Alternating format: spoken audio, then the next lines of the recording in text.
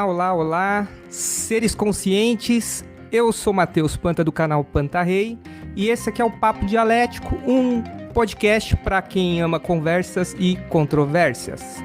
Aqui o nosso compromisso é simples, a gente trabalha pelo desenvolvimento contínuo da consciência crítica, acreditando, iludidos ou não, na transformação social e na emancipação humana.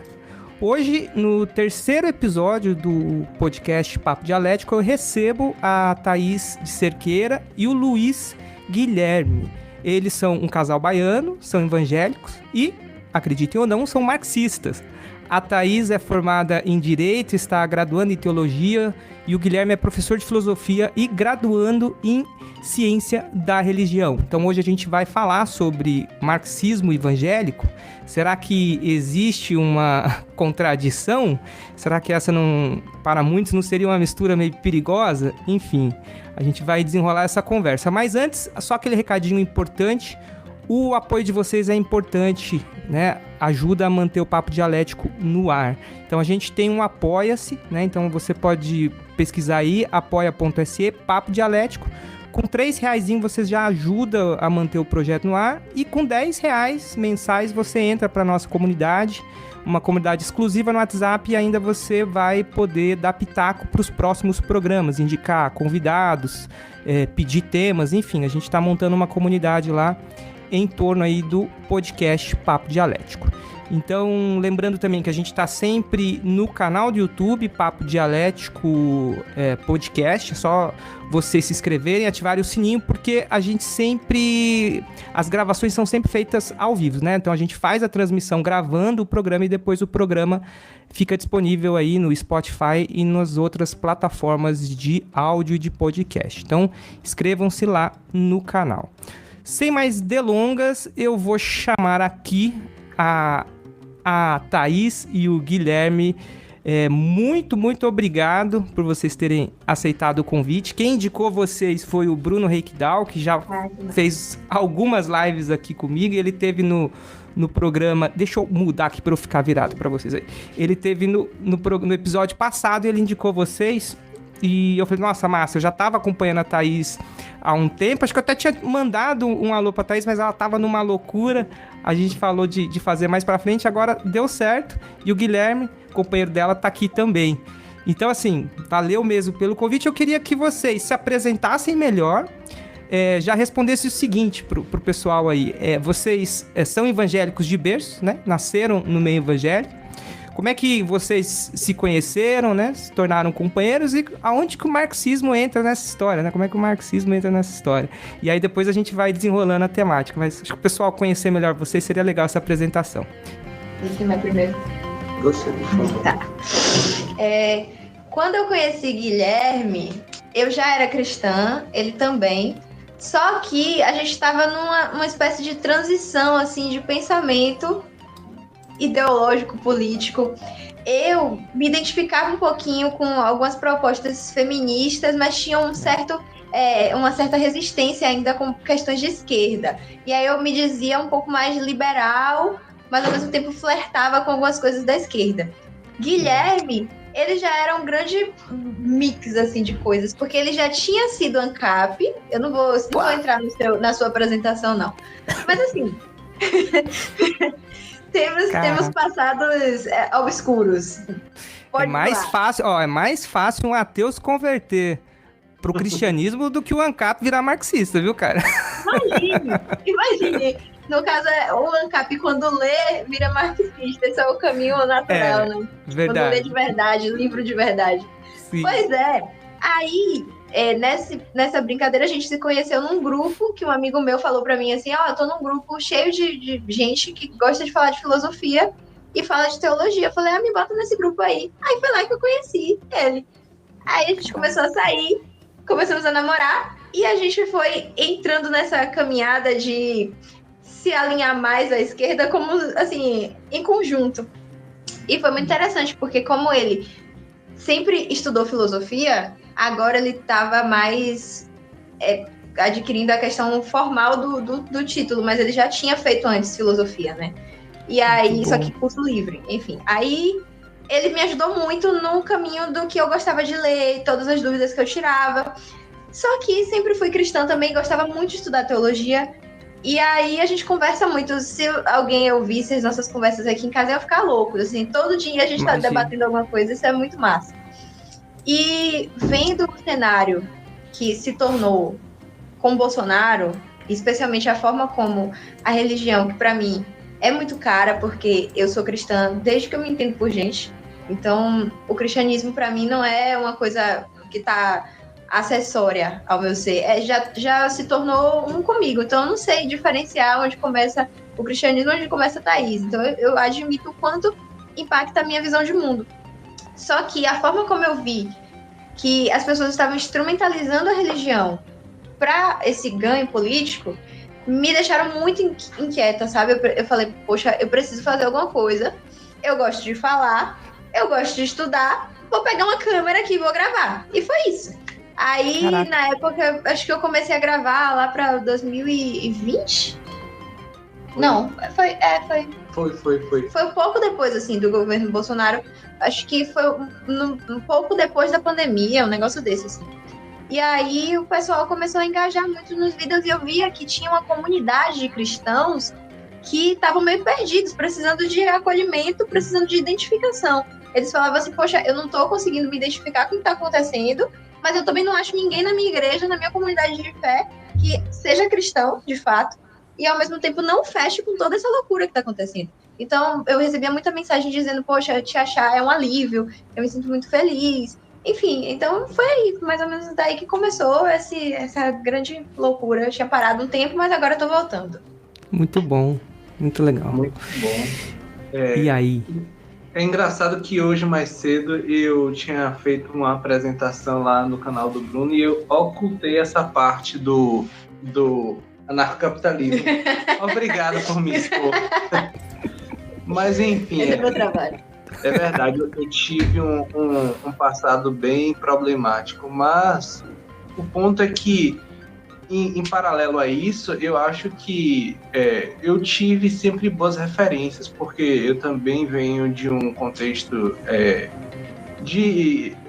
evangélico desde berço e cresci numa família evangélica, e por ironia do destino, eu acabei tendo como referência o pastor Eovaldo Ramos, que é um homem, apesar de estar dentro do contexto evangélico, sempre teve uma atividade muito constante em relação a essa questão de pensar de forma crítica essas questões sociais. Então, eu acredito que eu nunca estive completamente alheio a essas questões.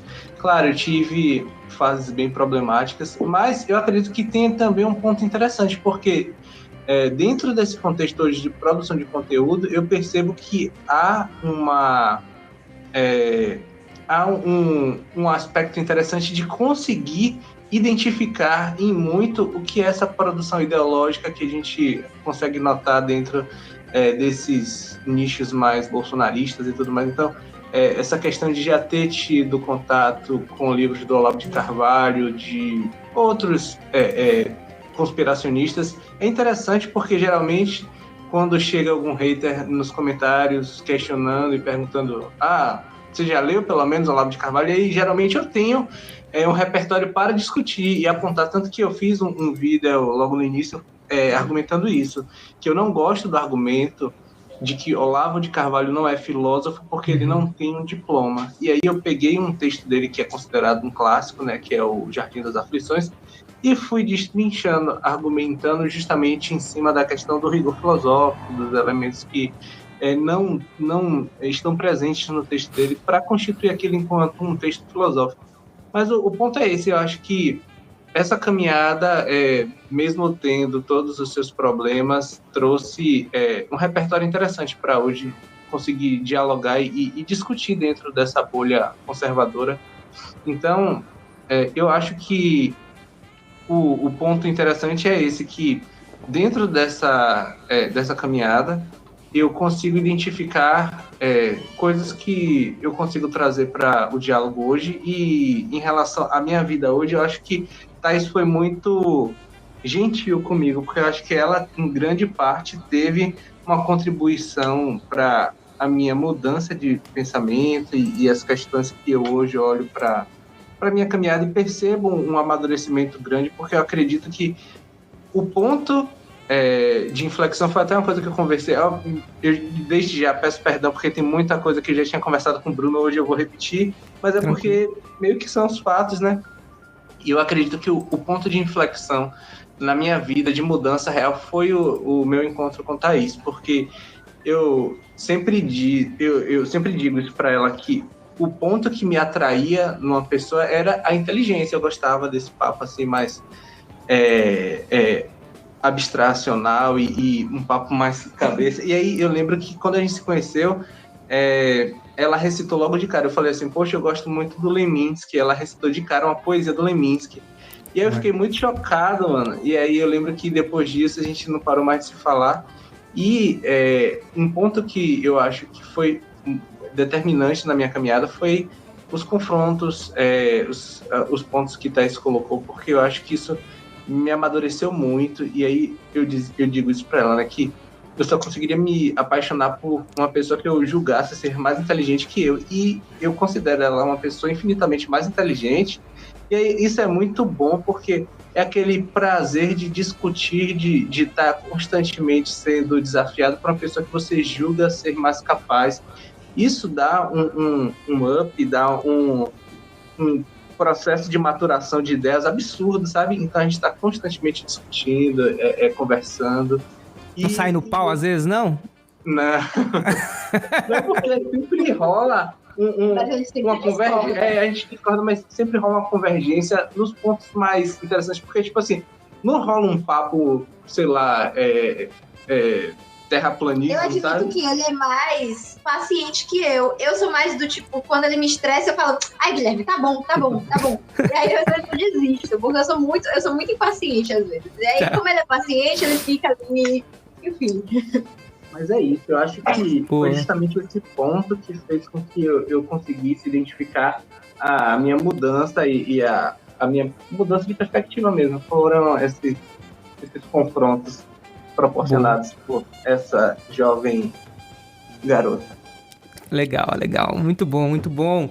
Legal. Então, assim, vocês nem se conheceram na mesma igreja, então, né? E vocês frequentam a mesma congregação, a mesma vertente da igreja evangélica hoje? Hoje sim. Eu já fui de uma igreja muito louca. Assim... Tá. Tipo a garagem? Tipo a garagem do Não, Berlofa? é pior. Nossa, é sionista. Ai, cara, não, tá. É pior. Você fala que é pior. Assim, é que tem uma loucura pro lado bom e tem uma loucura pro lado ruim, né? Exato, entendeu? Tipo assim, se fosse só a parede preta e todo mundo deitando no chão e chorando, tá tudo certo. Mas aí você apoiar o Estado de Israel é muito problemático. É verdade. Enfim. E aí, eu era de uma igreja assim, e nessa igreja, o ponto que ficou muito insustentável foi, como eu disse, Bolsonaro. Esse foi, assim, o ponto para eu começar a gravar, para eu mudar de igreja, foi tudo ele, né? Graças a ele. Assim, a galera colocou, na época da eleição, uma bandeira do Brasil no momento do culto, no fundo do telão, mudou todas as fardas de todos os obreiros que trabalhavam para farda de exército. Caraca. E obrigou a gente, tipo assim, obrigou não, mas assim, no meio da dinâmica de culto, levanta todo mundo, bota a mãozinha no peito e canta o hino nacional. Por mais que naquele momento específico não se tenha falado o nome de Bolsonaro, a gente sabe o que isso trabalha no imaginário das pessoas, a gente sabe qual era a intenção dessa instrumentalização da bandeira do Brasil, desse hino e tal. Eram coisas que hoje tá até muito difícil de desassociar da imagem de Bolsonaro. E em outros momentos eles até falavam de Bolsonaro, tá? Então, assim, não foi porque... Eu lembro muito claramente desse momento específico, porque eu lembro que várias pessoas começaram a sair do culto na hora, no momento que isso aconteceu, e aí o bispo virou e falou assim, você é crente que tá saindo enquanto a gente tá fazendo um clamor pelo Brasil, você, tipo assim, eu te amaldiçoo, um negócio desse, assim. E aí eu fiquei muito chocada, porque meu pai, pastor, ele obviamente não ia sair, porque senão depois todo mundo ia dizer, olha, a filha do pastor, deu vontade, mas não saí, pra não provocar uma situação chata. E aí eu fiquei ouvindo aquilo e eu pensando, gente, que absurdo. E, assim, a relação para mim dentro da igreja é muito complexa enfim, é muito diferente e estranho e esquisito explicar para alguém. Porque ao mesmo tempo que essa igreja que eu cresci foi o que me deu uma compreensão de mundo, um pertencimento, os amigos que eu fiz, a maior parte deles eram de lá. Eu desenvolvi muitas habilidades. Eu, por exemplo, dava aula na EBD. E nessa aula da EBD, eu aprendi a falar em público com tranquilidade, sabe? Eu falava para uma galera com a maior tranquilidade do mundo. E adolescente é muito julgador. Então, você ficar na frente de um público adolescente falando, a pessoa tem que realmente ter muita coragem. E, assim, aprendi muitas coisas. E foi muito bom, assim, meus amigos que viviam em comunidades, porque a igreja em si é localizada num bairro nobre, mas ela é rodeada por comunidades. E essas comunidades ao redor tem muitos membros que fazem parte da igreja. Então, a gente vê nitidamente uma diferença de classe social muito nítida dentro da igreja. Tem famílias que chegam com babá e tem meninos que chegam com suor escorrendo de ter vindo andando porque não tinha dinheiro para pegar a passagem, sabe? Para pagar o ônibus. Então, eu cresci no meio dessa situação e eu notava claramente essas diferenças, só que o fato de essas pessoas, eu e mais os meus amigos que também eram mais pobres, a gente via pessoas mais ricas, fazia com que a gente quisesse estudar. Então, todos os meus amigos da minha época estudaram, fizeram faculdade, sabe? Aquele papo de, a faculdade emburrece, é coisa de esquerdista, tentaram emplacar agora, mas assim, como a gente é rodeado de pessoas, influencia muito quem a gente vai ser, né? Então, tem esse grande conflito na minha cabeça, porque aquele espaço específico não me causa hoje um trauma necessariamente. Eu acho que também porque eu saí no momento certo, e eu acho que também porque eu não tenho questões que me afetam tanto. Por exemplo, eu tenho um amigo que é homossexual. Ele tem uma relação completamente diferente com essa igreja, porque o que essa igreja fez para ele é totalmente diferente do que fez para mim. Então, tem essa relação assim muito dúbia. Eu não consigo ter raiva da religião, até porque eu consigo ver quem Cristo é para mim e consigo gostar, sim, ainda do conviver em comunhão e tudo mais, mas esse ambiente é um ambiente que me deixa assim, sabe, me causa uma sensação muito... E aí hoje, depois que a gente casou, eu fui congregar na igreja que ele congregava, e aí lá a gente tá até hoje. Massa, legal demais. Até compartilhando com vocês, eu sou ateu, mas até os 20 anos eu era da Renovação Carismática, na Igreja Católica, e é isso que você falou. A igreja é um lugar de pertencimento e de formação. Então, assim, eu sou músico, né? Hoje eu tô no último ano de filosofia, tenho feito alguns conteúdos aqui pra internet, agora comecei o podcast, mas eu sou professor de música. E eu comecei tocando na igreja. Então, hoje os meus melhores amigos vieram da igreja, são amigos que estão comigo há 20 anos, desde quando eu estava lá no grupo de oração e tudo mais. E esse lance social é muito interessante, porque é isso, a igreja ela também faz isso, né? Dependendo da situação, por exemplo, minha família também é uma família mais pobre, meu pai é pedreiro, minha mãe sempre trabalhou como cozinheira, tentaram ter negócio, mas não deu muito certo. Só que a gente cresceu num bairro que se desenvolveu muito e que virou um bairro de classe média alta. Então a paróquia virou um lugar que frequentava gente muito rica. Então eu também cresci com essas diferenças sociais. Só que o meu caminho foi inverso. Eu primeiro, por causa de um ex-frei que me apresentou a filosofia, eu comecei a questionar, e eu comecei a questionar a questão da religião, mudei minha forma de pensar, de acreditar, e depois eu fui me engajando na política. Mas eu só queria compartilhar assim, que esse lance de que a igreja é um lugar comum, né, da vida comum das pessoas, e isso me abriu muitos olhos, porque eu tive um momento de cisão, assim, fiquei alguns anos muito revoltado e achando que tinha que eliminar a religião do mundo, que tinha que acabar a religião do mundo, enfim. Até que eu fui estudar um pouquinho ciência da religião, fui ler alguns autores, falei, cara, a religião é um negócio muito mais complexo, profundo, e é do ser humano, né, não é tão simples, e eu fui me aproximando, e hoje eu advogo um diálogo, uma pluralidade de visão, porque o que importa, na verdade, são outras coisas, né? A crença sobre o que é a realidade como pode ser discutida, debatida, mas o que importa é como que a gente vive a nossa vida prática. E nesse sentido, aí já encaminhando uma pergunta mais polêmica, do ponto de vista filosófico, né? Como é que vocês conseguem fazer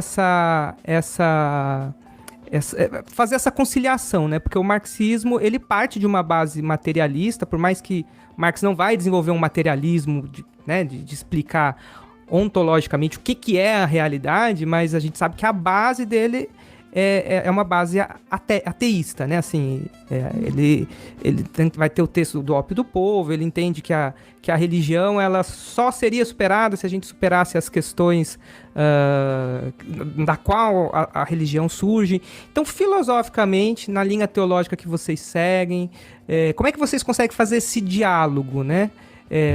Vamos dizer assim, dessas duas cosmovisões, uma cosmovisão de origem espiritual, sobrenatural, de um lugar da criação, para onde as coisas se direcionam, e com o marxismo na qual as coisas existem em si mesmo e estão num movimento constante. Como é que vocês fazem essa conciliação? Acho que esse seria um primeiro ponto assim, que eu fico curioso.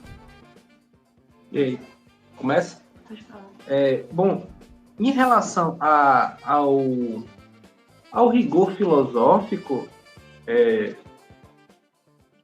pensando de forma materialista, eu acredito que não seja uma demanda excludente a partir do momento que, por exemplo, nós temos a própria teologia da libertação, que é algo muito comum dentro da Igreja Católica, que faz o uso em grande parte do método marxista para fazer uma espécie de juízo de um pecado estrutural. E aí veja como é interessante.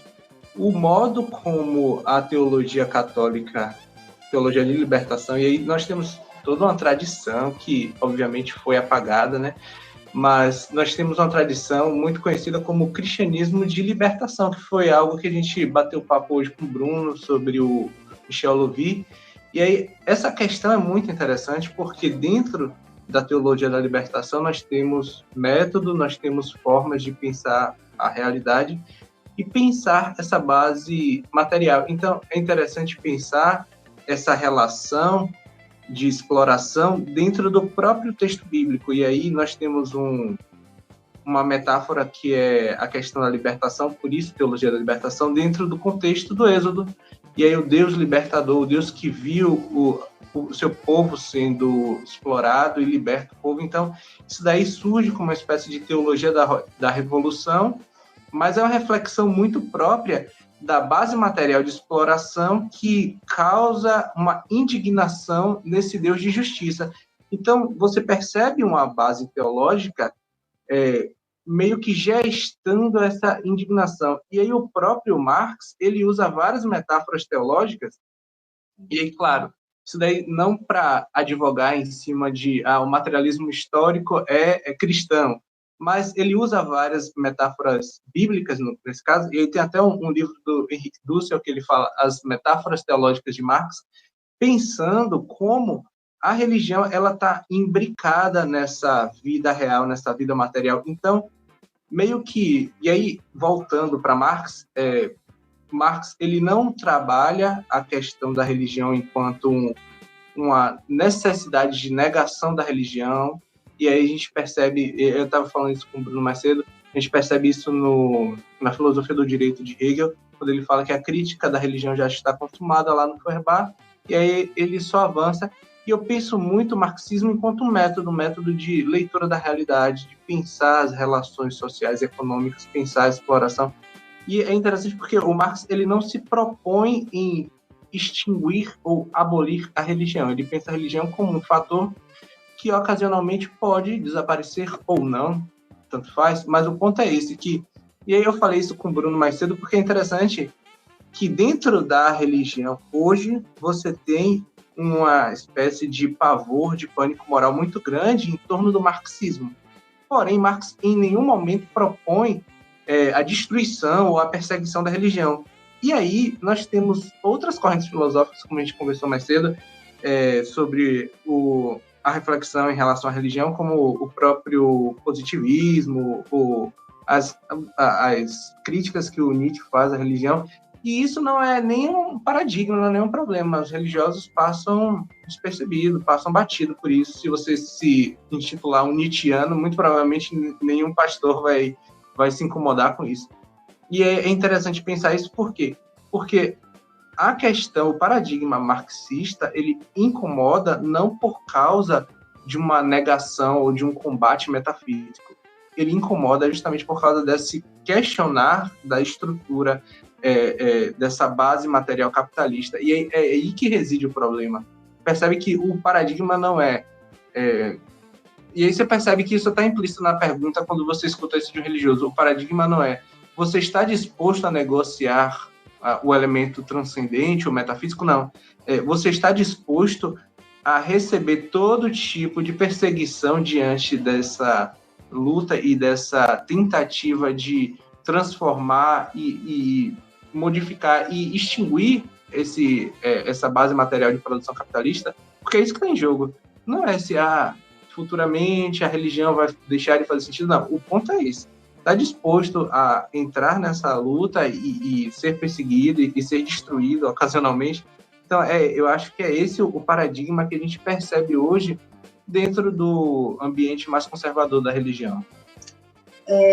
Eu penso muito essa questão, e às vezes é até difícil explicar a forma como eu tento compreender essas duas coisas na minha cabeça.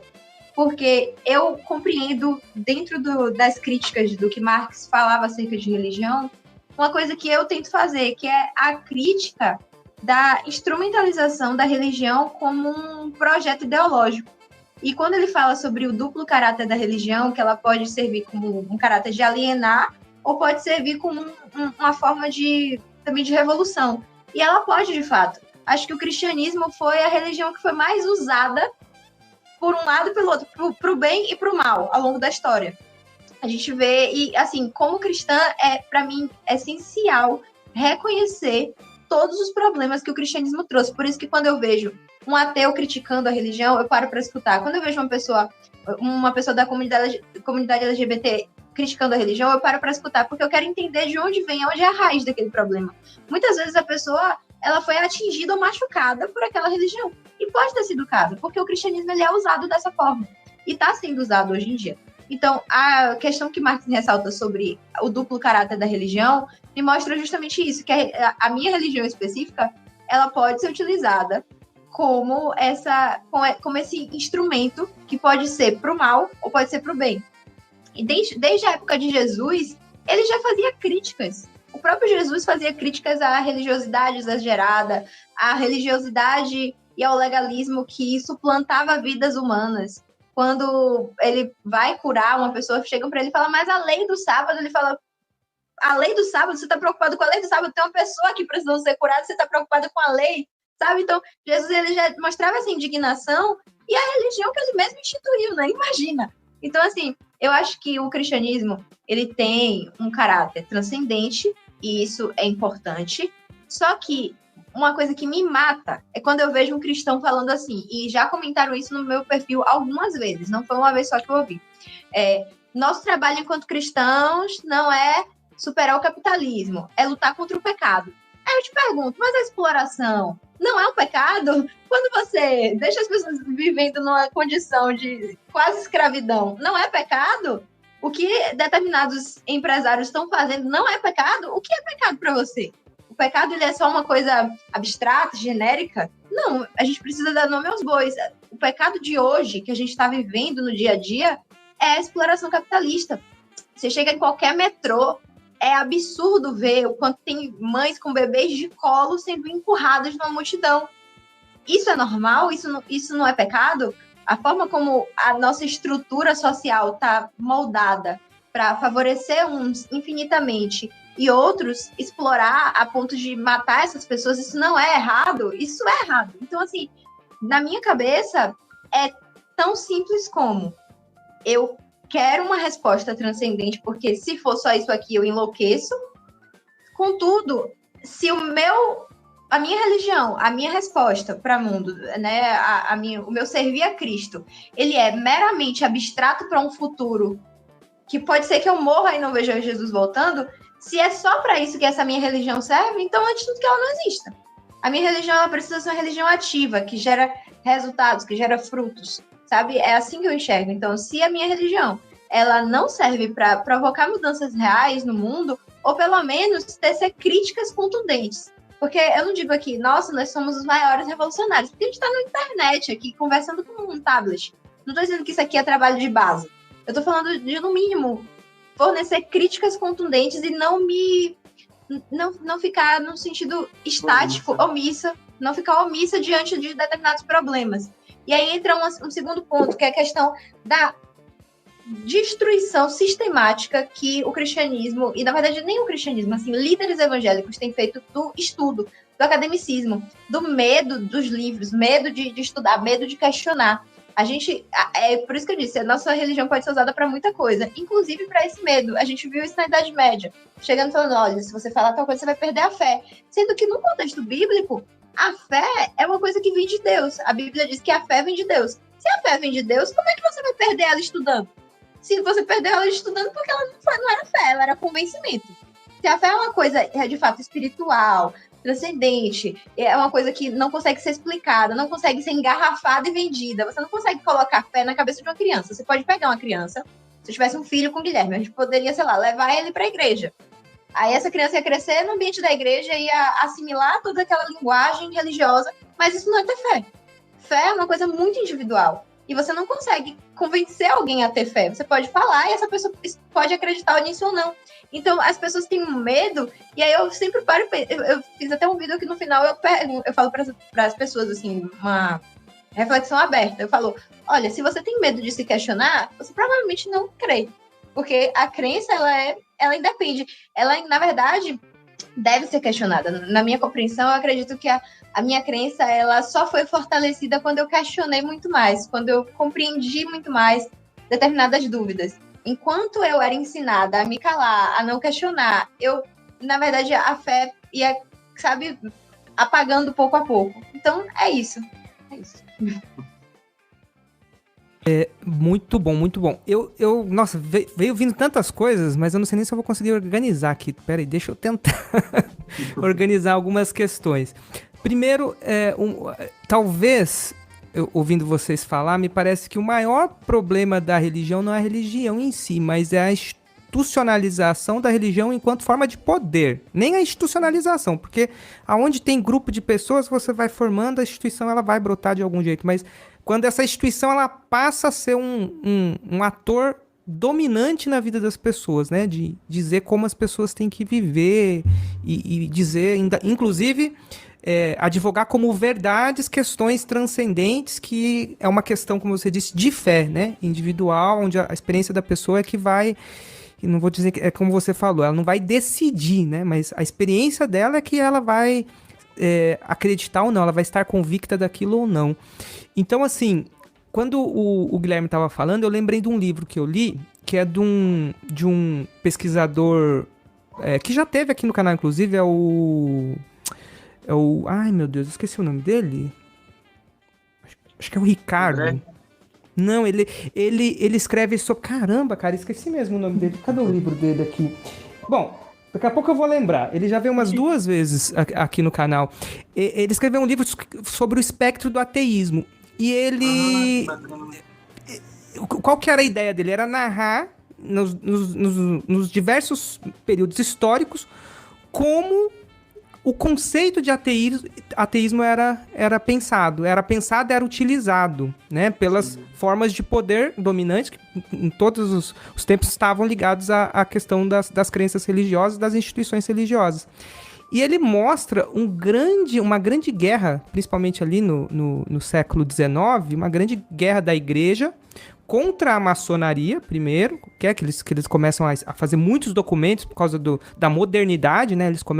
A igreja está perdendo cada vez mais o seu espaço dentro das estruturas de Estado. E aí, depois vem o marxismo, né? Então, a modernidade, o marxismo, e aí depois no início do século XX tem a Revolução Russa, vem o comunismo.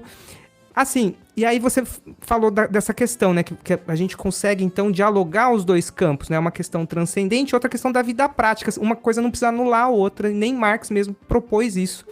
No entanto, me parece que as religiões, elas acabam jogando no campo metafísico com o discurso e nessa batalha ideológica, e aí eles vão tentar pegar, e acho que a grande questão da Igreja Católica com o comunismo é por causa dessa cosmovisão marxista que não necessita de Deus, né? E eles começam, então, a fazer um jogo no campo metafísico para convencer as pessoas, colocar medo nas pessoas, e justamente deixar de lado as questões estruturais. E aí me parece que muitas vezes a religião acaba justificando o sofrimento das pessoas aqui na Terra, né? Você vai encontrar em várias... os últimos serão os primeiros. Tem vários textos bíblicos que você vai conseguir encontrar uma explicação para o sofrimento e depois uma promessa redentora. Como é que... Aí eu queria, puxando essa questão, como é que vocês vivem dentro da comunidade evangélica como marxistas, né? Como é que as pessoas dentro desse histórico, e que ainda existe, né? Esse histórico de demonização do marxismo, do comunismo, do socialismo, de tudo que é mais à esquerda, e quanto mais radical, pior. Como é que vocês conseguem conviver? Vocês sofrem muito preconceito, né? Vocês têm discussões com pastores, ou com as próprias pessoas que convivem com vocês? E como é também o convívio de vocês? Porque me parece que muitos marxistas ateus também são muito preconceituosos com pessoas religiosas. Vocês sofrem mais preconceito de que lado, no final das contas? Eu falei a meus amigos esses dias, que caminho ingrato que eu escolhi, porque eu sofro hate dos ateus e eu sofro hate dos cristãos, que são mais conservadores.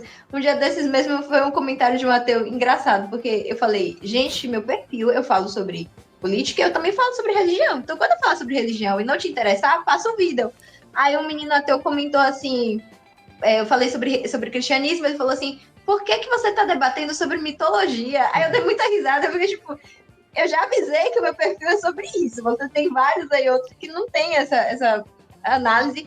E eu acho importante que a gente tenha pessoas falando nesse lugar, porque o cristianismo ele tem um impacto de mobilização e de interferência nas escolhas das pessoas. Você quer falar sobre sua experiência como... Não sei se você vai querer expor. Se você não quiser, eu posso falar. Vai lá, fala. Fiquei curioso agora. Recentemente, eu comecei a gravar, né? Tudo muito recente. E eu não sei se você chegou a ver a minha página no Instagram, mas eu não me proponho a discutir teologia, nem religião, nem nada do tipo, por um motivo muito simples.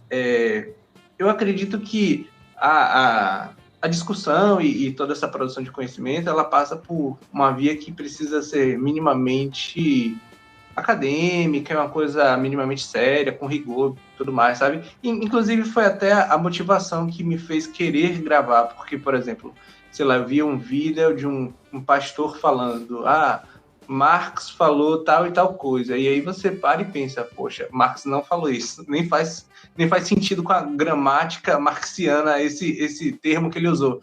E aí o meu intuito inicial foi esse, pegar e trazer, né, conhecimento, esclarecer, não, esse texto aí não diz isso, então esse contexto aí desse filósofo não está atrelado a isso que esse pastor está falando. Então o intuito foi esse. Só que meio que o que eu comecei a gravar chegou na bolha evangélica. E aí, foi muito triste, porque vários... E é interessante, porque nesse processo eu única e exclusivamente me propus a trazer conhecimento, esclarecer. Eu não falei... eu nem... Não disse sou um revolucionário. Eu nem intitulei, tipo assim, não falei a qual partido sou filiado, nem nada do tipo. Você faz vídeos normalmente comentando leituras, trechos dos livros, né? Conceitos das leituras, né? Isso, tipo assim, eu pego um vídeo de alguém falando alguma bobagem sobre filosofia, eu falo, não, esse texto aqui não fala sobre isso, explica o contexto, parará. E aí... Bom, eu vou dar um exemplo aqui bem breve de um vídeo que eu gravei que meio que traduz isso. Tem um autor conservador chamado Mário Ferreira dos Santos, e aí nesse meu período meio sombrio que eu narrei, Eu li alguns livros conservadores, dentre esses foi um texto que ele foi esse do Mário Ferreira, A Invasão Vertical dos Bárbaros, e nesse livro ele fala sobre uma espécie de invasão cultural que estava degenerando o Ocidente, aquele papo todo conservador, sabe? E aí ele atribui essa degeneração a alguns movimentos. Ele fala sobre uma espécie de romantismo obscuro, ele fala sobre positivismo, ele fala sobre o niilismo, e ele não fala sobre Marx. Ele não fala, muito pelo contrário, ele em alguns momentos elogia Marx. Ele fala que Marx conseguiu capturar o espírito capitalista e pererê parará. Enfim, um pastor pegou esse livro e falou... aí perguntaram para ele o que ele achava do marxismo cultural, e ele fala, então, o marxismo cultural é um problema, pererê parará, eles abandonaram a militância acerca dos problemas econômicos e migraram para a cultura, e agora surge toda a discussão cultural, e foi o que o Mário Ferreira percebeu no seu livro. Aí eu lembrei, eu li esse livro, não fala nada de marxismo cultural, pelo contrário, ele elogia Marx, e aí eu fui e gravei um vídeo explicando o que o livro estava debatendo, qual era o contexto histórico, e pererê parará. E aí, dito isso, o que acontece? A minha bolha evangélica ficou muito incomodada, esse vídeo chegou neles, e aí, tipo assim... Porque ele é um pastor muito de referência. Isso. É um pastor que, assim, ele não fala sobre política, olha as aspas. Uhum. O discurso dele é muito ensaboado, ele é claramente de direita, mas só se você for muito esperto, entendeu? Mas ele não é muito político, então ele é tido como uma grande referência intelectual e tal, enfim. Equilibrado, um homem de Deus e pererê parará. E aí, a minha bolha, as pessoas que convivem comigo há anos e me conhecem há muito tempo, viram esse vídeo e se incomodaram, tipo assim, nossa, como você está sendo rebelde, como você está sendo arrogante, você pegou um homem de Deus e aí tá tripudiando e falando, sendo que o camarada basicamente mentiu e eu tava expondo a mentira. Em tese, um evangélico deveria ficar incomodado. Nossa, tem um cara mentindo, isso é pecado. Vamos, confrontar o irmão para que ele se arrependa do pecado. E aí você percebe como a coisa inverte. Não, você deve ter interpretado errado, irmão. Você deve ter interpretado errado o livro. Você não pode confrontar o irmão, mesmo que ele esteja mentindo, sei lá. Uma figura de autoridade muito forte, né, mano? Isso. Então é muito louco isso. Mas aí agora eu quero puxar uma sardinha, porque eu brinquei com o meu pastor, assim, falando... E aí, pastor, tá vendo que eu tô falando sobre Marx? Você é excomungada? Ele falou assim, não, continue, porque eu não tenho muita leitura sobre Marx, mas é interessante ver o que Marx efetivamente disse, porque se eu quiser discordar dele, eu discordo do que ele disse de verdade, não do que inventaram o que ele falou. Aí eu falei, poxa, que interessante. Então, assim, ele disse pra mim, não, você tá sobre a minha bênção, pode falar, só que o que ele me pediu foi, claramente, não divulgar o nome da igreja, até por questão de segurança isso não é recomendado, e evitar falar como se eu estivesse falando pela igreja. Ele não está discordando, ele, na verdade, pode até discordar de posicionamentos, mas, assim, do ato em si de falar, de expor minha visão política e tal, ele não tem grandes problemas, não. Contanto que isso não seja uma coisa que seja veiculado como se fosse uma missão institucional da igreja, e não é, entendeu? Entendi. Porque lá a gente tem muitos membros que são de direita, e o pastor, ele é bem aberto a conversar. A gente já conversou coisas bem espinhosas com ele. Guilherme sabe. A gente... só que, assim, ele é nosso parente. Então, pode ter um pouquinho também é mais maleável ali. Tem uma flexibilidade. Sim, tem um carinho diferente. Mas, enfim, é isso. O convívio é mais ou menos assim. Os irmãos têm um certo distanciamento. Mas eles não chegam também para ficar brigando demais. Eu acho que eles até evitam confronto. Mas o pastor em si, tá tudo certo com ele, a gente permanece congregando lá e é isso. É isso. E você percebe que é muito daquela questão da engenharia, da alienação mesmo, porque isso não chega como uma briga, como um ato raivoso, é muito mais uma preocupação. E tipo assim, meu Deus, Guilherme, você tá indo por um caminho de morte, sabe? Você vai... sei lá, você vai se acabar. Como você tocou no ungido do Senhor. Isso. Não, e não só isso. A questão mesmo de você discutir marxismo na internet, tipo assim, meu Deus, você está lendo Marx, isso daí vai destruir sua vida espiritual. Então, você percebe que há uma preocupação, mas não uma preocupação que faça sentido, é uma preocupação eclipsada por essa alienação, no sentido de eu estou preocupado, de fato, é algo sincero.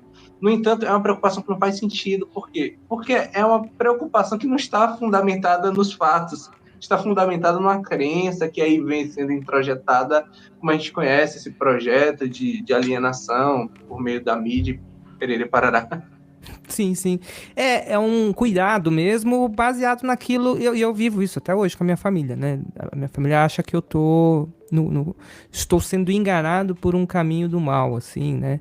E a gente tem que aprender a lidar com isso, porque vocês fazem um trabalho muito bem fundamentado, né? Vocês estão estudando, estão divulgando aquilo que vocês estão estudando. Vocês não estão lá simplesmente dando opinião ou fazendo política pura defendendo a esquerda, nada disso. Isso, na verdade, é uma coisa muito, muito bem fundamentada. E talvez isso, inclusive, proteja um pouco vocês, né? Porque se eles pegam um vídeo seu e falam assim, poxa, eu nem entendo isso aqui, né? Eu nunca fui ler esse autor. Como é que eu vou rebater isso aqui, né? Então, fica só essa ideia mesmo de que, nossa, eles estão indo para um caminho muito perigoso. Entendi.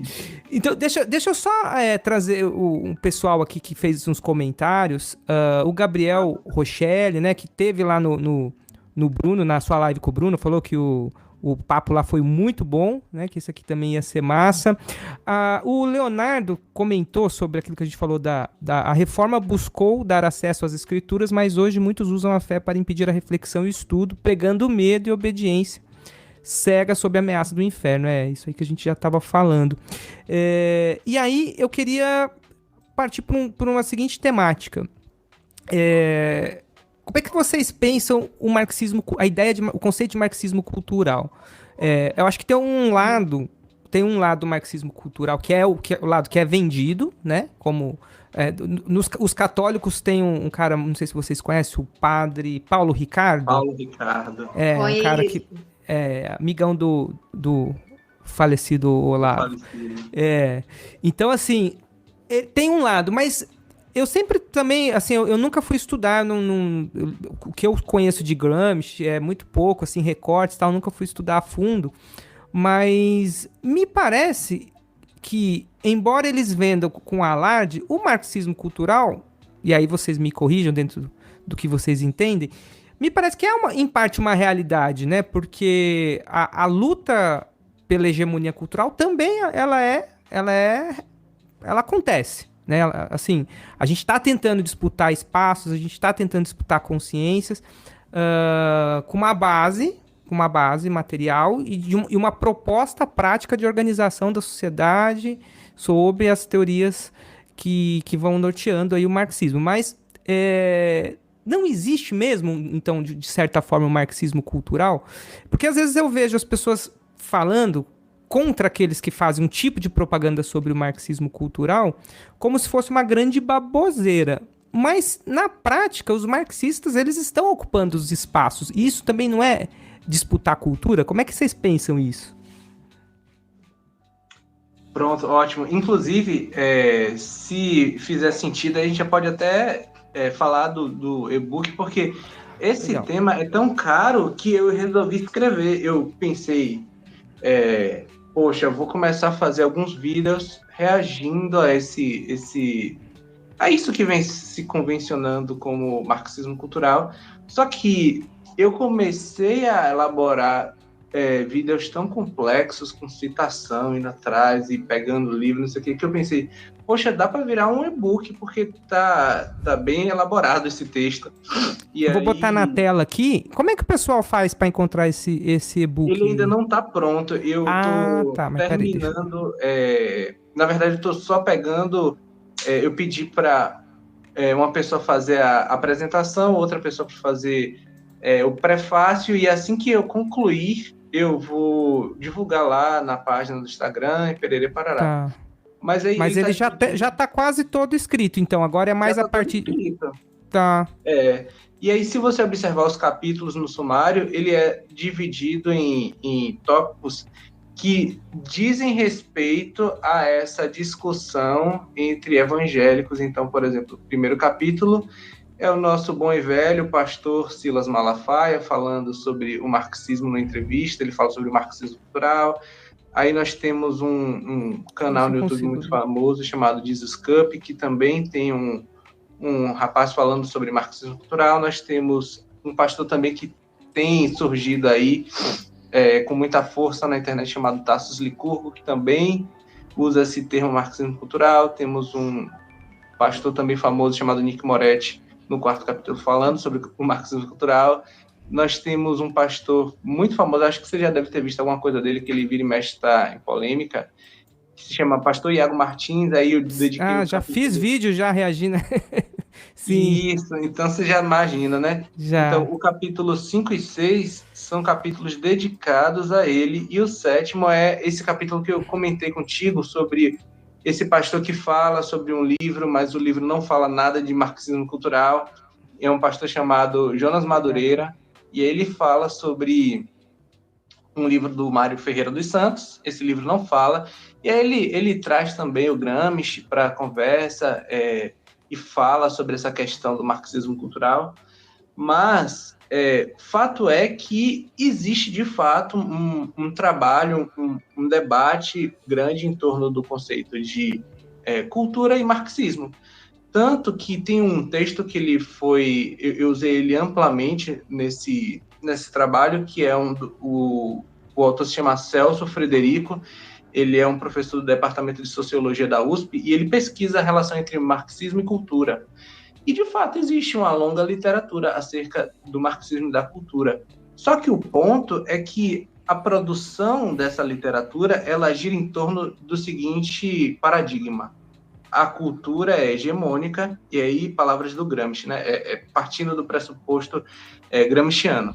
Existe uma cultura, essa cultura é hegemônica em torno da burguesia, então ela atende aos interesses da burguesia, e nós estamos tentando, de alguma forma, resistir ou respirar.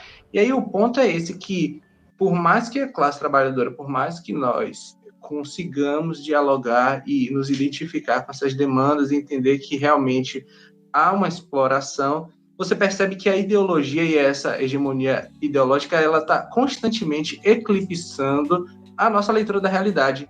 E aí você, enquanto marxista, provavelmente já experienciou essa sensação de conversar com a pessoa, perceber que a pessoa está ali sofrendo e padecendo dos mesmos problemas, mas aí quando você usa alguma palavra-chave como marxismo, comunismo, aí automaticamente a pessoa trava, fala assim, não, a partir daqui eu não vou mais.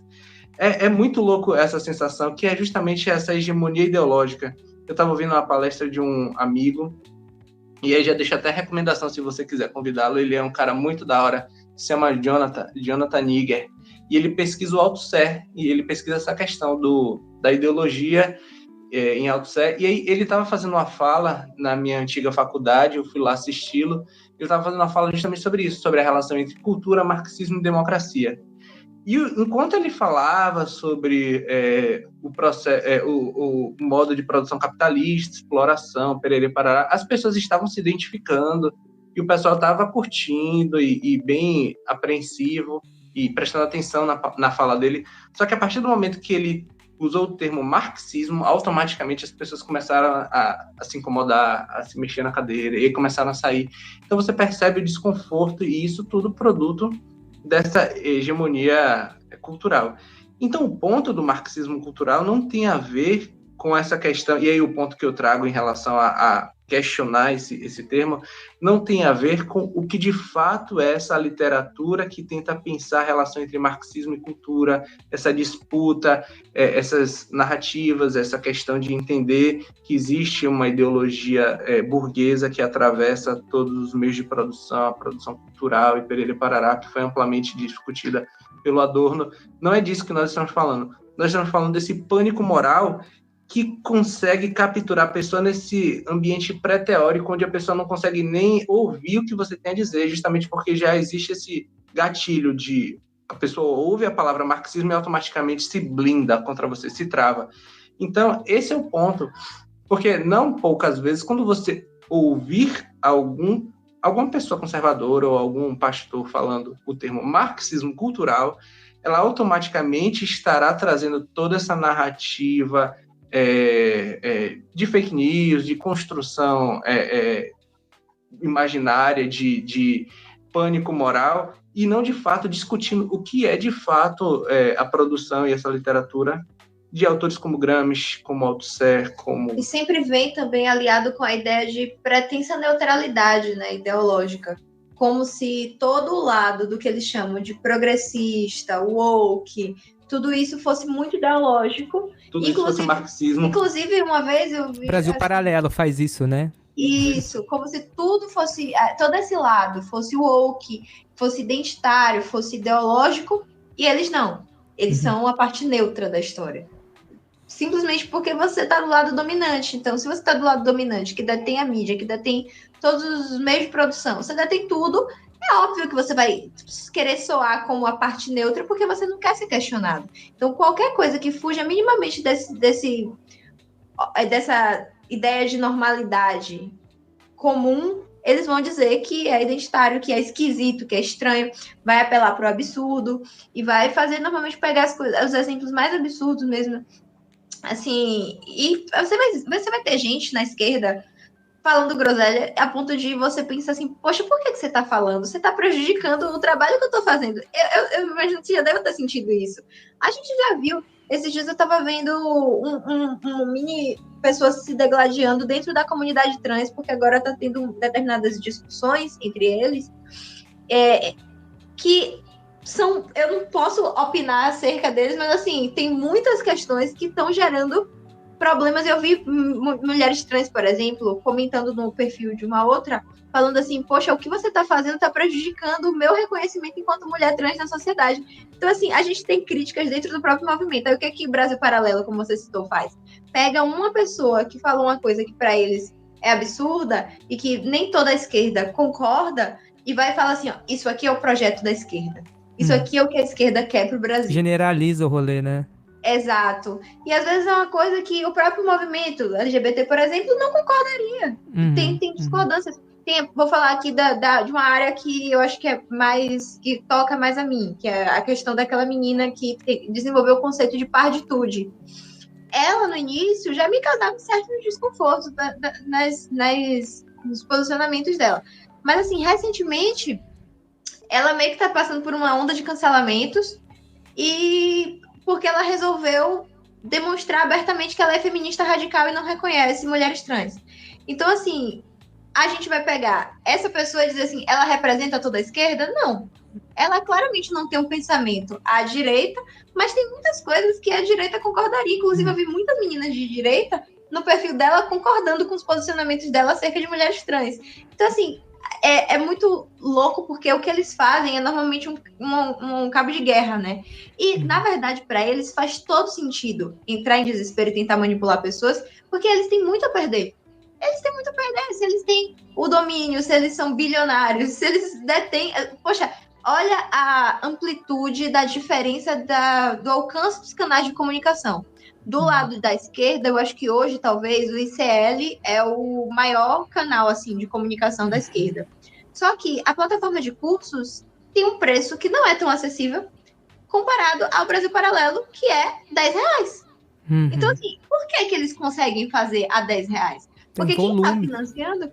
É isso, quem está financiando essa galera tem muito mais. Eles têm muito mais dinheiro a ponto de poder investir e investir pesado, com maquinaria pesada, usando inclusive a religião, porque esse padre que você citou é do Brasil Paralelo, já participou de inúmeros documentários. Então, assim, eles têm dinheiro para manipular o que for necessário para se proteger. E eu vi até o Ian Neves falando um negócio que é muito interessante, porque ele falou assim, quando vocês ouvirem pastores falando mal de marxismo, eles só estão defendendo a classe que eles pertencem. Faz todo sentido. Se um pastor chega e diz, não, questione os lucros exagerados, ele seria contraditório, porque muitos pastores fazem disso, fazem da fé efetivamente um mercado, um negócio. Então, assim, essas pessoas, elas têm interesses muito escusos e são interesses individuais, são interesses egoístas, de tentar, pouco a pouco, cauterizar as mentes para essas pessoas terem medo de estudar, você gerar esse absurdo todo. Então, quando eu vejo gente comentando assim, meu Deus, vi Cristã na bio e vi citando Marx, não vou nem escutar porque é satanista, sabe? Então, assim, existe esse medo que está no imaginário evangélico e isso não se mescla diretamente com a questão de uma crítica de cultura. Eu acho que são coisas distintas, né? Como o Guilherme tentou falar, e eu acho que conseguiu de maneira bem satisfatória, que a ideia do pânico moral é, como eu disse, como eu complementei, com essa intenção de se proteger, de proteger esse núcleozinho inalterado do que para eles está sendo agradável. Então, Sim. É a luta de classe mesmo. isso. Sim. Bom, a gente tem um... Você quer complementar alguma coisa? Não, eu só queria deixar uma recomendação, porque tem um artigo muito bacana, o título é O Marxismo Cultural no Brasil, e aí são 3 autores de lá, da PUC de Minas, e eles discutem justamente esse projeto de difamação, de destruição por meio dessas narrativas falsas. E é bem interessante, eu usei bastante quando eu estava produzindo esse e-book. Eu vou mandar no chat. O título manda no chat, legal. No Brasil. Bem bacana esse artigo. Depois, se você quiser me mandar... se bem que vai ficar no chat, né? Depois eu pego aqui. Aí eu coloco no comentário e deixo fixado aqui pra galera. Quem que são os autores? São 3 autores de lá da PUC de Minas. O nome deles... Espera aí que eu abro aqui rapidinho e te digo. Wellington Teodoro da Silva, Alexandre Sugamosto e Uriel Urigaray Araújo. Legal. Então depois tá aí no chat, depois eu vou deixar pinado aí nos comentários. Então aproveitando essa questão, a gente tem um quadro aqui no nosso programa, que é um quadro onde eu deixo os convidados exaurirem um pouco a sua raiva. Se vocês tiverem alguém que vocês querem xingar, reclamar, uma instituição, uma pessoa, o que for, tá? Hora da cornetada! A dificuldade é você escolher um no meio desse... Gente, é muito difícil. Você quer começar? Poxa, deixa eu pensar aqui. Eu tenho uma instituição que eu odeio pra caramba. E, ao mesmo tempo, eu faço muito uso. E pode falar de empresas aqui? Pode, fica à vontade. Pode. Tem um site que vende livros usados que se chama Estante Virtual. Eu tenho muito ódio. Porque sempre quando eu compro um livro lá que eu tô precisando, o vendedor, o revendedor no caso, atrasa pra caramba, e aí eu mando mensagem, e aí... É direto com o sebo, né? Acho que ele te liga direto no sebo. Putz. Alô, Estante Virtual, dá um jeito aí pra nós. Não, e aí eu falei isso agora porque eu pensei o seguinte, há um tempo atrás, poxa, eu quero um dia ficar muito famoso pra quando acontecer alguma coisa assim, eu explanar nas redes sociais e falar assim, poxa, pessoal, descaso isso aí com o consumidor. Mas é algo muito chato, porque você deve imaginar como é a sensação, você tá pesquisando alguma coisa, você tá precisando de um livro com urgência, e você vai e faz o pedido lá, e o pessoal demora, sei lá, um mês para entrar em contato. Quando entra, fala, poxa, sinto muito, o livro tá fora do estoque, não vai rolar. Então, pra Estante Virtual, cornetada. Olha, e você, Thaís? É uma pessoa que já foi citada aqui, inclusive. Eu pensei em gente que todo mundo sente mais raiva, mas pra mim, essa pessoa recentemente, eu entrei no perfil dele e ele faz exatamente o que eu odeio, que é usar a religião para instrumentalizar e convencer as pessoas. Acho que eu sei. Que é o padre... É Paulo Ricardo, não é Paulo Ricardo? Uhum. Pronto, Paulo Ricardo. Vou tomar um processo aqui, mas assim... Eu entrei no perfil porque, assim, eu antes já tinha visto cortes e vídeos esparsos. E na minha cabeça, eu que não faço questão de seguir a figura, pensava que eram coisas isoladas. Só que eu descobri, vendo o perfil dele, que 100% do conteúdo dele ou tem um caráter muito red pill oculto, ou tem um caráter antimarxista, que esse daí não é tão oculto, que é bem nítido, ele faz questão de usar esse tipo de argumentação de Marx era satanista, Hegel era satanista, não sei o quê. Como se as duas coisas fossem iguais. E a forma como ele arrebanha pessoas é absurda.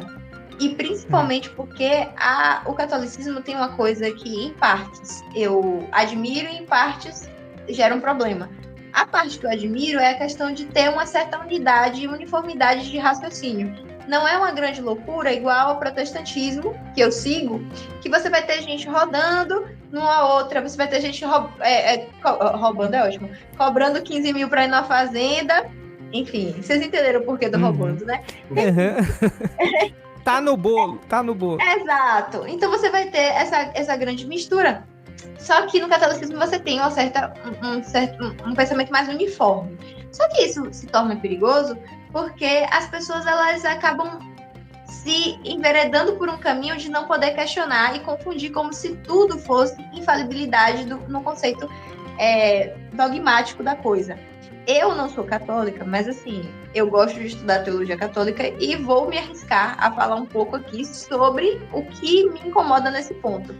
Porque não é tudo que sai da boca de um papa que, em tese, para a teoria católica seria infalível. Mas sim quando ele decide com base na tradição, investido daquele poder da tradição. Então, é um momento específico, num contexto específico, não é absolutamente qualquer coisa que ele fala. Da mesma forma, padres e bispos, etc., não é absolutamente qualquer opinião. Se eu não me engano, inclusive, esse padre, ele estava envolvido com bolsonarismo e foi repreendido, um negócio desse, assim, não foi? Então, assim, nitidamente demonstrando que nem tudo que se pensa, essas pessoas, elas não são deuses na Terra. E nem para a teologia católica elas deveriam ou são consideradas dessa forma. Só que as pessoas parecem que, pelo culto à figura, acabam se enveredando muito por esses pensamentos e falam assim, poxa, é isso aqui, ele tá falando é o correto. Então, e o tipo de argumento dele é o mais perigoso, porque ele não diz assim, tal coisa está errada por causa disso, disso, disso. Ele diz assim, não leiam Marx. Pronto. O jovem nunca vai pegar naquele livro.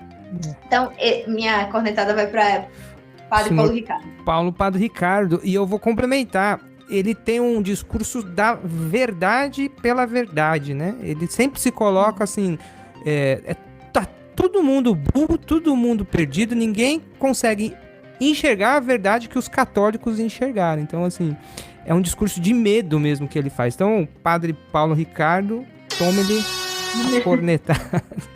Legal, gente, valeu. Ó, então, pra gente agora ir aí pra uma temática final, 1h30, tá bom? Mais uns 20 minutinhos, tá beleza pra vocês? Tá. Como é que vocês pensam, então, assim, eu tenho, pode ser uma experiência anedótica minha aqui, mas eu tenho percebido que as pautas, não só pautas progressistas, mas as pautas um pouco mais radicais à esquerda, e radicais no sentido de realmente buscar essa raiz, né, das questões sociais, estruturais e tudo mais, está começando a ganhar um pouco mais de espaço nos meios religiosos, né? A gente começa a ver mais pessoas como vocês, né, que de dentro das suas estruturas religiosas, organizações religiosas, estão começando a abraçar essa visão de mundo e se organizar e produzir coisas e levantar discussões e tudo mais. Vocês que estão dentro, né? Como é que vocês percebem isso? Isso realmente tem acontecido? Vocês percebem que tem ganhado mais espaço?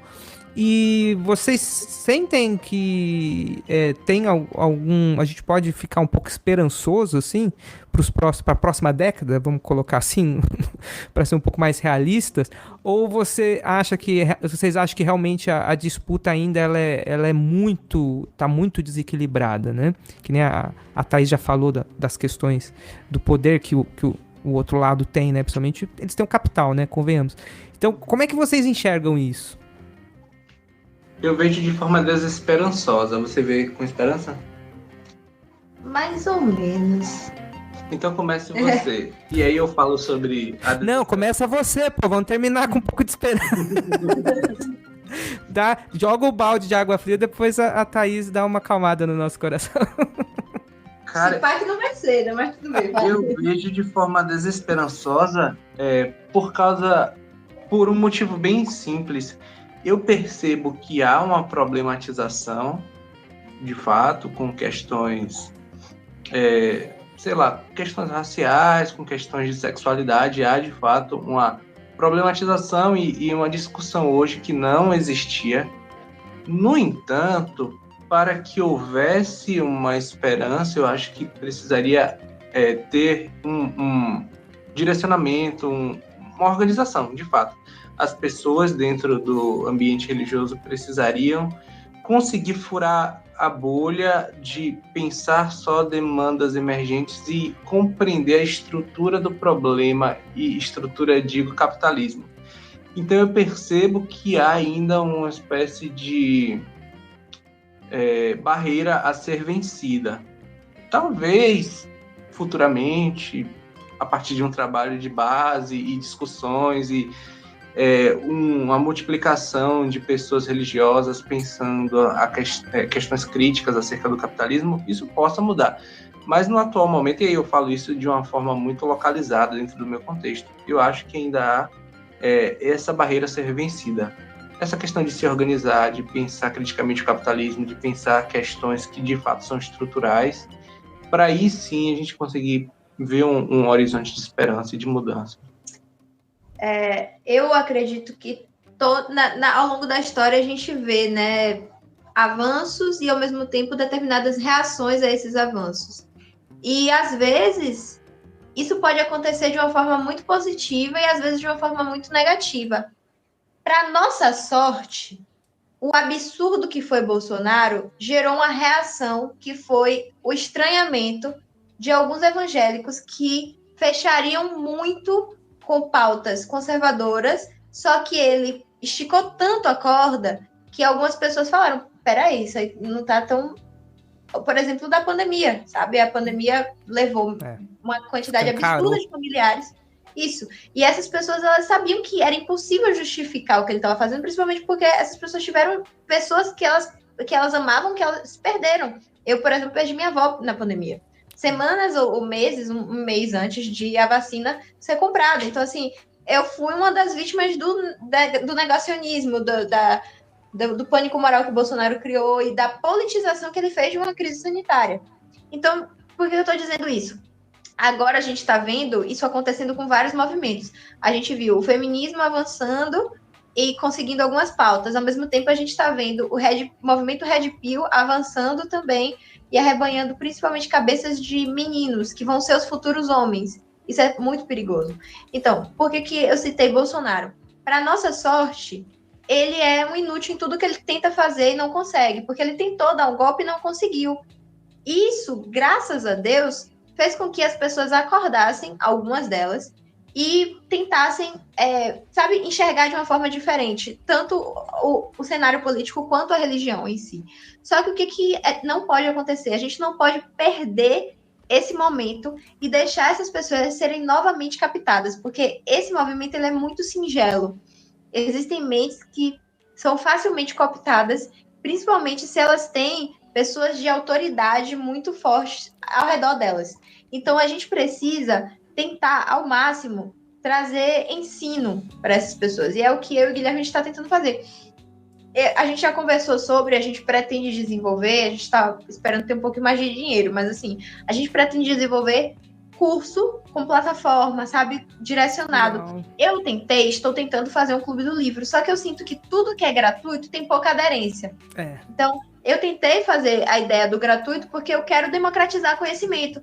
E eu me sentiria muito mal de uma coisa que eu gostaria que as pessoas conhecessem e eu estar cobrando. Só que eu percebi que o grupo tem quase 300 pessoas e entra na live para discutir o livro e lerem efetivamente 5, 10. Então eu percebi que o que as pessoas elas não pagam para fazer, elas não valorizam. Então, eu penso em, eventualmente, fazer uma taxa simbólica e tal, só para realmente promover esse raciocínio. O Clube do Livro é mais focado em mulheres, e para questionar o posicionamento dessas mulheres na igreja, qual é o papel dessas mulheres na igreja e a forma como essa dominação masculina é ensinada como se fosse a vontade de Deus. A gente questiona esses textos bíblicos e fala, realmente isso aqui faz sentido? E eu sinto que isso é uma coisa que a gente precisa muito, no meu contexto de ser mulher. Para mim, é desesperador ver a quantidade de feminicídio aumentando e a violência contra a mulher. Agora, eu vi alguns estudos recentes falando que antigamente o feminicídio e essa violência contra a mulher era familiares, eram companheiros, pais, padrastos, etc. Hoje em dia, os homens estão desenvolvendo raiva de mulher no geral.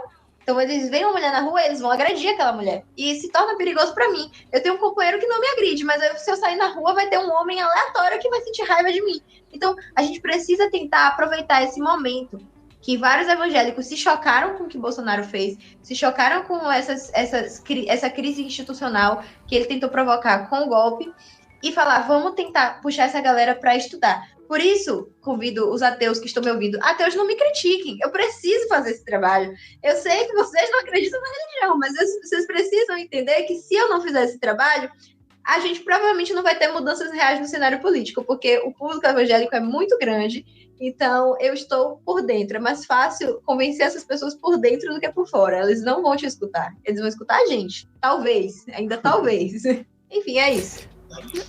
É muito bom você ter levantado esse pepino aí, ter jogado essa bucha, porque assim, tem uma briga dentro do marxismo, eu acho que principalmente os marxistas mais ortodoxos, que é a questão, né, do identitarismo, né? Onde eles começam a julgar tudo que não... Quando você não discute as questões que são basicamente econômicas, no sentido de exploração de trabalho, condições de vida, questão de salário, questão de grana, que tá na cara, assim, que é a luta de classe mesmo, né? E aí eles começam a dizer assim, olha, vocês que estão falando de feminismo, de gênero, de raça, vocês que estão discutindo essas pautas de religião, vocês estão desviando o foco que deveria ser a luta de classe.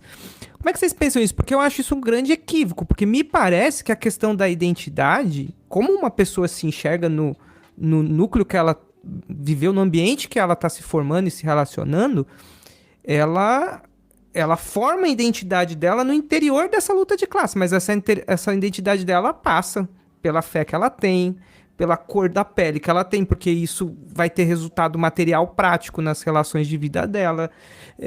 Não é só econômico. O econômico é uma parte da luta de classes, mas toda essa questão identitária que forma a visão como cada um se vê no seu meio, parece que é luta de classe em si, já está ali, né, tá imbricado. E você ter falado isso, poxa, eu ter despertado para isso foi que eu falei, cara, eu não tenho fé, eu não tenho mais fé, eu tenho uma outra explicação, achei um outro caminho para explicar minhas questões, mas eu olho para o mundo, eu quero um mundo melhor.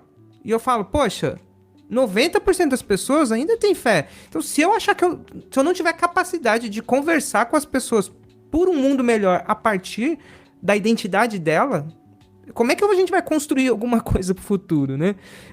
Isso começou a me aproximar de novo das pessoas religiosas e assim, eu acho que isso é necessário, na verdade. A gente precisa ter um outro ateísmo aí, né? A gente tem houve um crescimento de um ateísmo que só bate na religião e que ainda às vezes descamba para posicionamentos de extrema-direita, de neoliberalismo, que, olha, é até triste de ver. Mas a gente precisa dessa questão plural que coloque a identidade junto da luta de classe. Como é que vocês enxergam isso do núcleo onde vocês estão? Poxa, isso aí é muito interessante. E eu arrisco dizer que todo mundo que não se encaixa no padrão de ser um homem, ser branco e ter dinheiro, vai sentir, de alguma forma, uma microagressão no dia a dia. Isso se revela, foi muito, eu não digo interessante, mas educativo. teve um podcast que tava aquele Renato 38, não sei se você deve conhecer. Ele é um Red Pill. Ele tava no podcast com uma mulher conservadora, de direita, né? E ela morava nos Estados Unidos e ela abriu o espaço do podcast dela concordando com ele, falando sobre como hoje o mundo tá se degenerando e etc. Ideologia de gênero. Criticou, assim, vários pontos que eles concordavam. Mas por que eu digo que, em certo ponto, ela sente uma microagressão? Porque chegou um ponto do debate que ela falou assim, a minha filha tá fazendo medicina.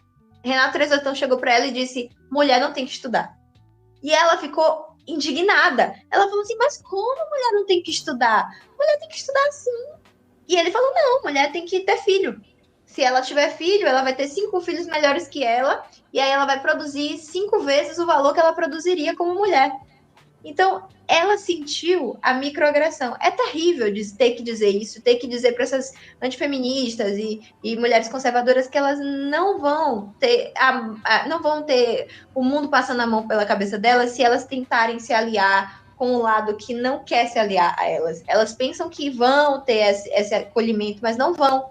A Cíntia Chagas, por exemplo, ela estava casada com um deputado bolsonarista e ele agrediu ela. E ela era antifeminista e ela pediu perdão publicamente às feministas porque ela disse, primeiro, que as feministas foram quem acolheram ela. Em segundo ponto, porque ela disse, eu não tinha a menor noção do quanto o mundo jogava a favor de um homem, porque ela está tentando, até hoje, que a denúncia vá à frente e que ele seja cassado e aconteceu absolutamente nada. Ele permanece. Tá na mão de homens os papéis, né? Possivelmente. Exato. Ele tá com o mandato dele intacto e ele não foi preso até hoje. E hoje ela fala com dor no coração. Ela fala, meu Deus, como eu fui cega, como eu fui burra, como eu não enxerguei isso. E é isso, a gente... Só que aí eu vi até a Manuela Dávila falando hoje um termo muito interessante, que ela estava conversando com a Cíntia Chagas, e a Cíntia Chagas falou assim, e aí, como a gente lida com essas antifeministas, como a gente lida com essas pessoas reacionárias que dizem, eu não quero esses movimentos identitários, não sei o quê. Ela falou assim, a gente tem empatia, porque a própria Cíntia Chagas disse, eu já fui uma dessas pessoas. Aí Manuela Dávila falou, o que a gente precisa ter é tratar elas de forma a educá-las, ter paciência e educá-las, mostrar a realidade. Se você não mostrar fatos, eu admito que nem todo mundo tem essa paciência. O que eu e o Guilherme está fazendo, a gente faz a gente crescer 5 fios de cabelo branco todo dia. Assim, é desesperador. Mas é a única forma que a gente vai conseguir atingir esses pontos. E aí, por que eu falei tudo isso, talvez tenha desfocado um pouco do seu ponto?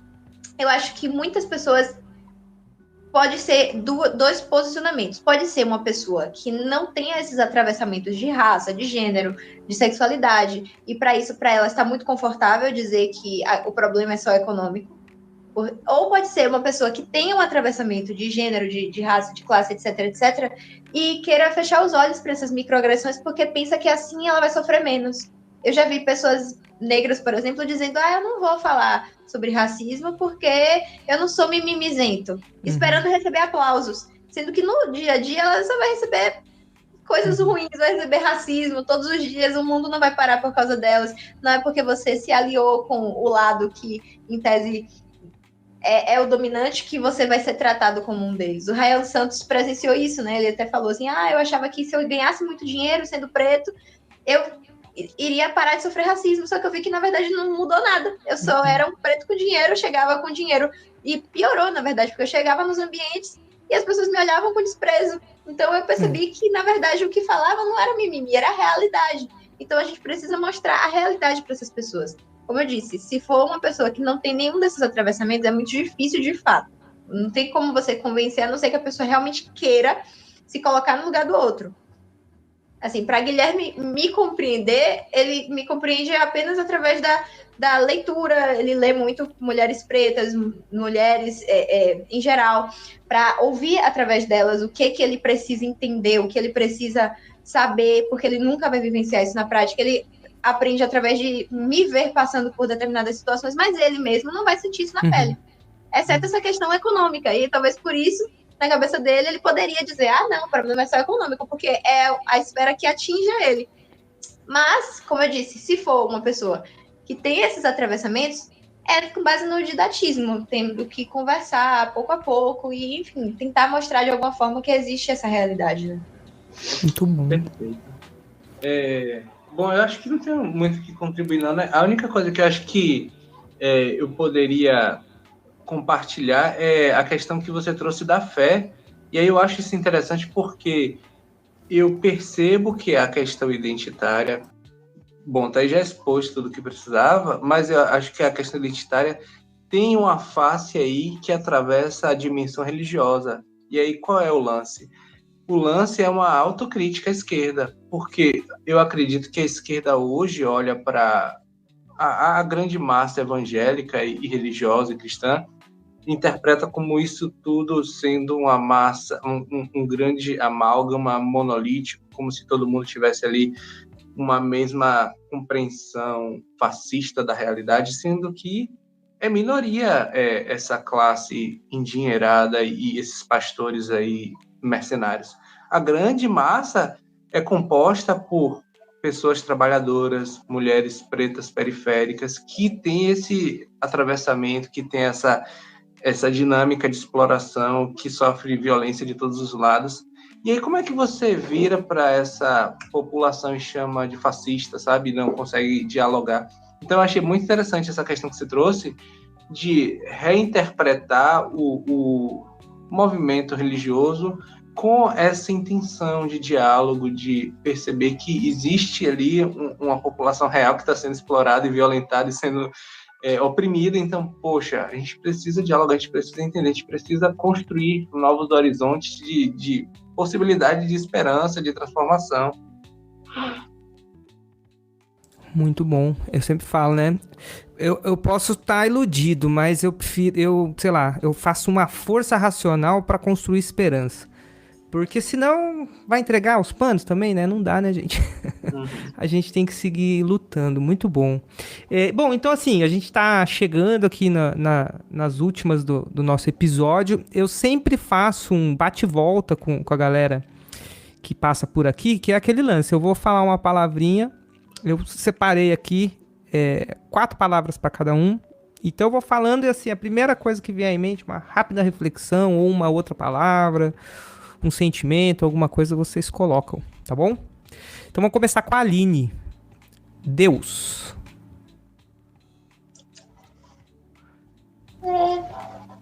Tem uma relação muito pessoal e consigo manter isso, apesar dos pesares, apesar do que a liderança evangélica tenta manipular, mas para mim ainda permanece sendo um ponto muito caro e intocado. Muito bom. Guilherme, futuro. Futuro. Esperança. Acho que é o que a gente acabou de discutir aqui, né? Esse horizonte de esperança que a gente tenta construir no futuro. Bom. Aline, mulher. Ai, é difícil sendo mulher tentar lutar nesse mundo e os nossos direitos são diariamente atacados e postos em risco. Então eu diria para as mulheres que estão assistindo e para quem já me segue, quem segue você também, nunca deixar de lutar e de tentar encontrar o seu espaço. E principalmente estudem, porque quem veio antes da gente, nossas antepassadas queriam muito ter o que a gente tem hoje e elas não tiveram. Então estudem sempre. Muito bom. Guilherme, fé? Fé. Cara, fé eu acho que é algo que me toca num lugar muito, muito transformador. Eu acho que fé se relaciona totalmente com revolução, com um horizonte de possibilidade de transformação.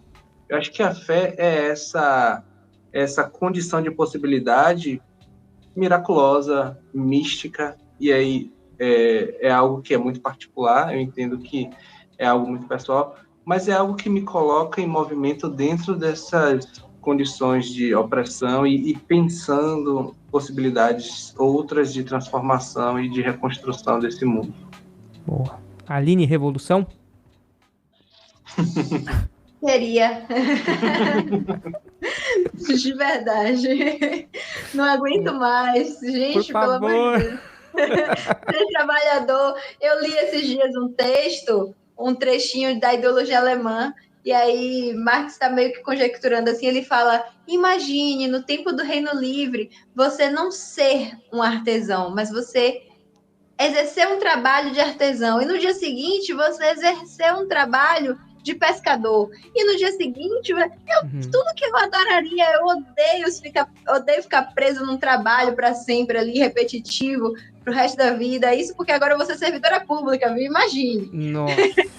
Nossa. Mas Podia ser 2 horinhas por dia, né?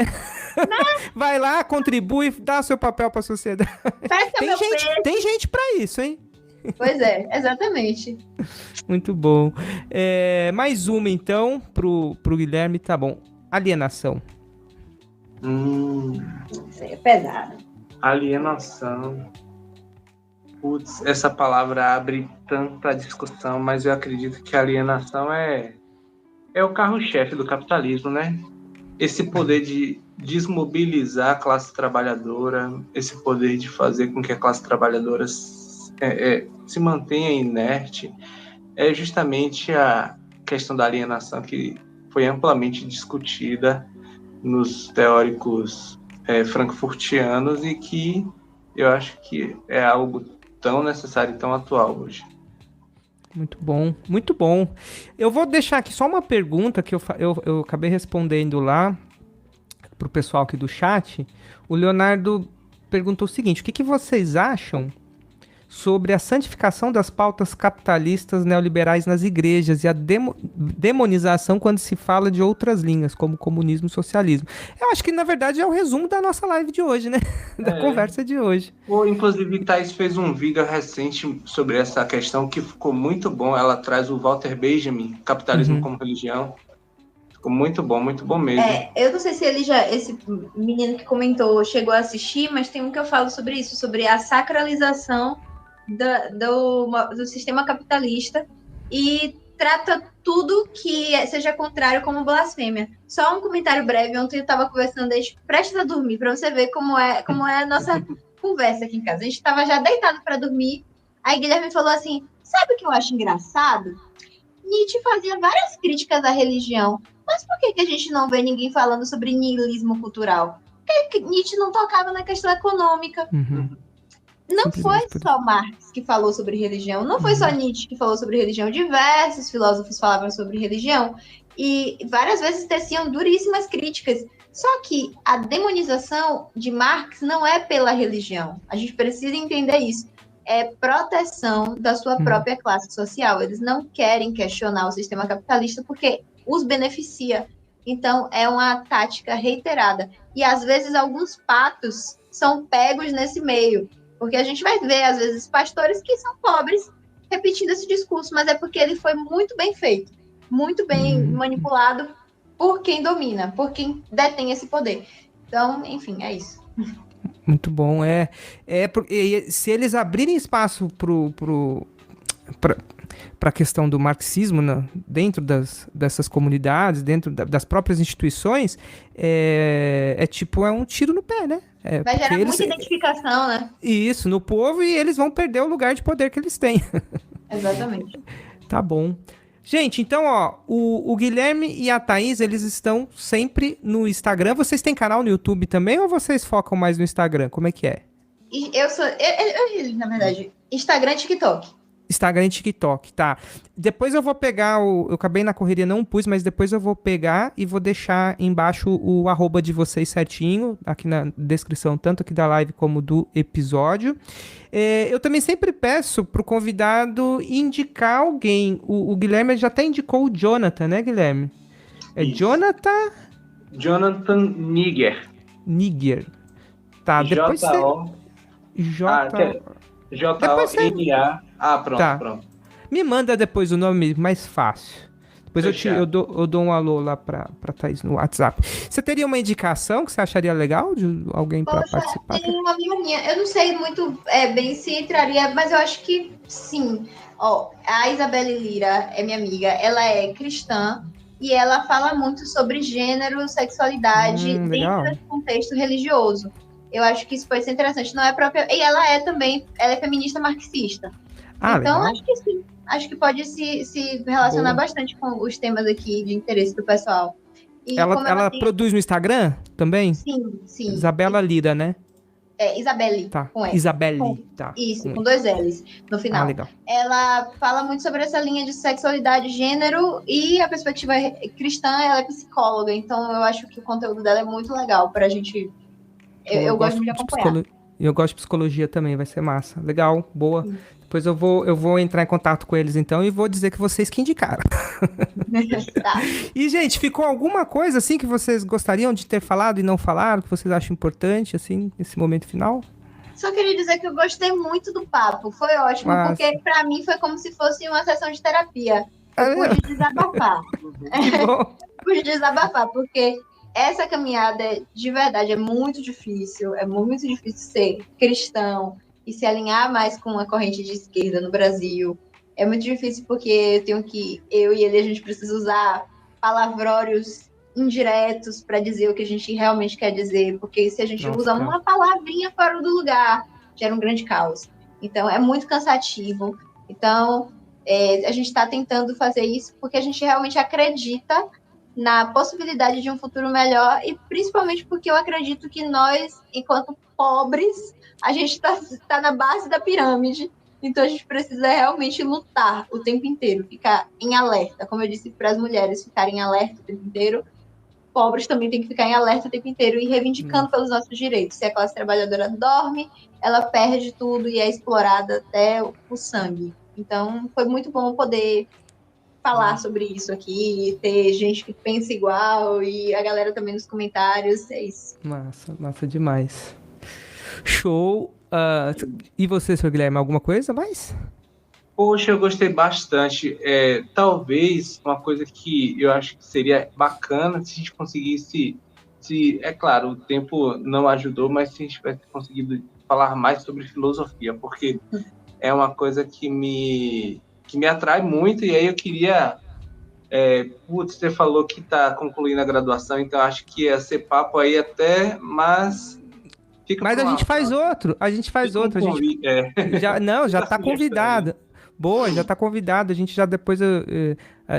depois, Thaís, você me passa o contato dele também, e a gente vai conversando e já marca uma só para falar de marxismo e tudo em volta do ponto de vista filosófico, porque me interessa muito também, eu gosto do papo. E aí vai longe, a gente pode marcar as 3 horas de live.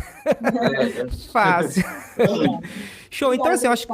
Imagina, eu que agradeço, eu acho que ficou respondido. Acho que o marxismo, do ponto de vista prático, para aquilo que a gente quer construir para a sociedade, acho que ele não só não é contraditório, né, com as religiões, com as diversas religiões, com os evangélicos, os católicos, que se abrirem para questionar, porque é isso, né? Tem que questionar as estruturas, mas eu acho que ele é necessário, né? Então, acho que a intenção eu já sabia a resposta, mas eu queria produzir um papo para a gente chegar nessa conclusão junto. Foi massa demais.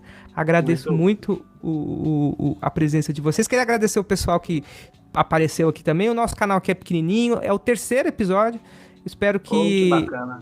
O podcast vá longe, então já peço também o apoio da galera, gente. A partir de R$3 vocês já podem colaborar no Apoia-se, R$10 vocês entram na comunidade, valeu? Não deixem de seguir a Thaís e o Guilherme, eu vou deixar o @ deles aí embaixo. Valeu, brigadão, até a próxima, galera. Tchau. Valeu.